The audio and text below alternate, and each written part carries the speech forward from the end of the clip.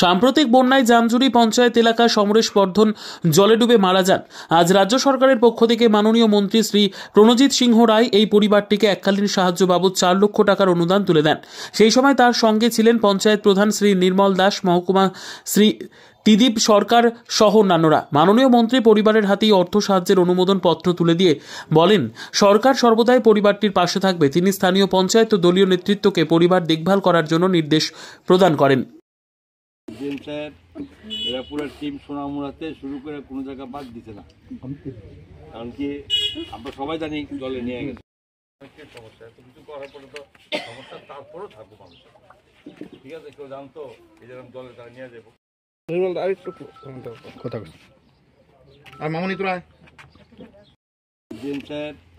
এরা পুরো টিম সোনামুড়াতে শুরু করে কোনো জায়গা বাদ দিতে না, কারণ কি আমরা সবাই জানি জলে নিয়ে গেছে। দিদি তুমি একটু দেখবে এদিকে মুখ করে দাঁড়াও, এদিকে সমস্যা, এত কিছু করার পরে তো সমস্যা তারপরেও থাকবো মানুষ, ঠিক আছে? কেউ জানতো এই যেরকম জলে তারা নিয়ে যাবো।